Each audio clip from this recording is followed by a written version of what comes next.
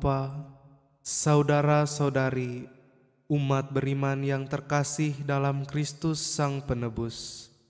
Dari Rumah Studi Wisma Sang Penebus Yogyakarta, kami sajikan untuk Anda renungan hari Minggu biasa yang ke-23. Marilah kita menyiapkan hati dan batin kita untuk mendengarkan firman Tuhan. Dalam nama Bapa dan Putra dan Roh Kudus. Amin. Semoga Tuhan beserta kita, sekarang dan selama-lamanya. Inilah Injil Yesus Kristus menurut Markus. Dimuliakanlah Tuhan. Sekali peristiwa, Yesus meninggalkan daerah Tirus, lewat Sidon, pergi ke Danau Galilea, di tengah-tengah daerah Dekapolis.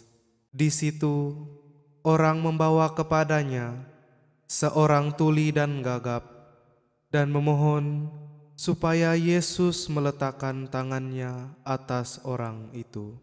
Maka Yesus memisahkan dia dari orang banyak, sehingga mereka sendirian.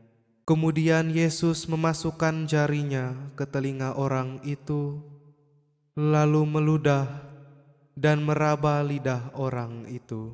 Kemudian sambil menengadah ke langit, Yesus menarik nafas dan berkata kepadanya, "Ephata," artinya terbukalah.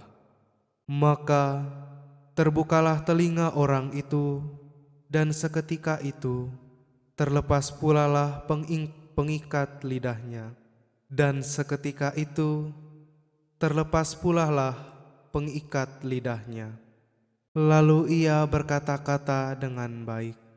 Yesus berpesan kepada orang-orang yang ada di situ supaya jangan menceritakannya kepada siapapun juga. Tetapi makin dilarangnya mereka, makin luas mereka memberitakannya. Mereka takjub, tercengang, dan berkata, "Ia menjadikan segala-galanya baik. Yang tuli dijadikannya mendengar, yang bisu dijadikannya berbicara." Demikianlah sabda Tuhan. Terpujilah Kristus. Ibu bapa, saudara-saudari yang terkasih dalam Kristus Sang Penebus, hari ini kita diperdengarkan bacaan Injil yang berkisah tentang Yesus menyembuhkan seorang yang tuli dan gagap di daerah Dekapolis. Tindakan Yesus menyembuhkan orang tuli dan gagap atau bisu ini bagi kita umat beriman tidak hanya bermakna secara harfiah, tetapi juga simbolik.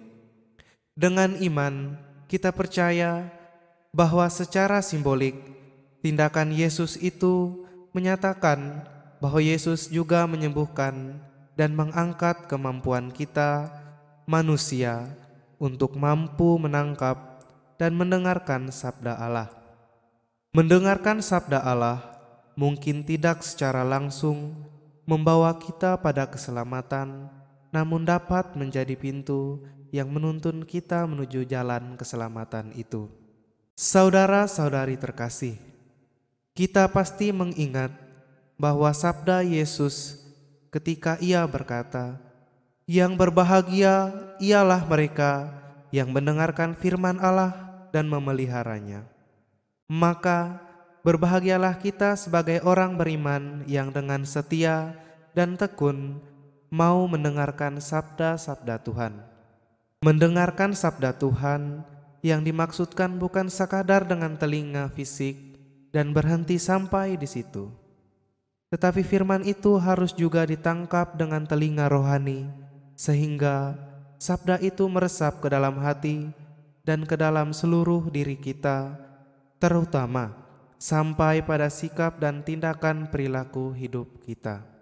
Seperti sabda Yesus, "Bukan setiap orang yang berseru kepadaku, 'Tuhan, Tuhan,' akan masuk ke dalam kerajaan sorga, melainkan dia yang melakukan kehendak Bapa-Ku yang di sorga."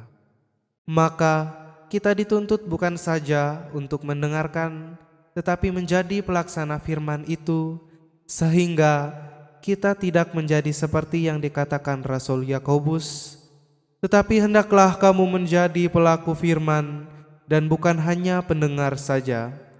Sebab jika tidak demikian, kamu menipu diri sendiri.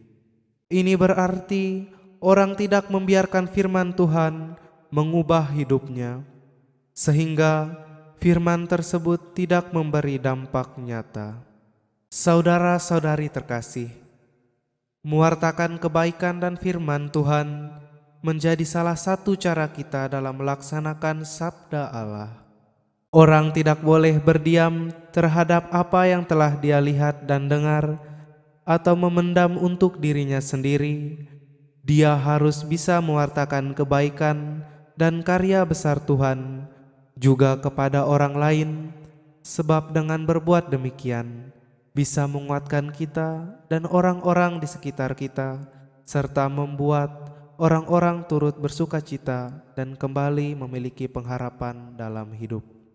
Maka saudara-saudari yang terkasih, marilah sebagai anak-anak Tuhan, kita tidak pernah berhenti untuk senantiasa mempertajam pendengaran dan hati kita untuk menangkap sabda Tuhan, serta tidak pernah lelah dan jenuh untuk mewartakannya dalam hidup kita.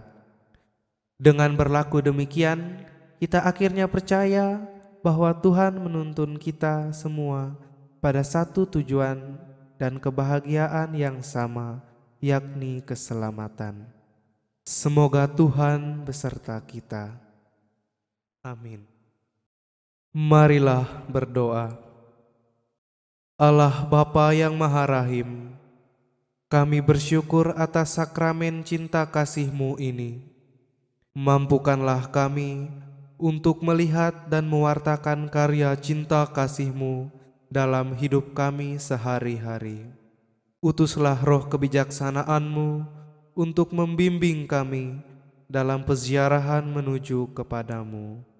Dengan pengantaraan Kristus Tuhan kami. Amin. Dalam nama Bapa dan Putra dan Roh Kudus.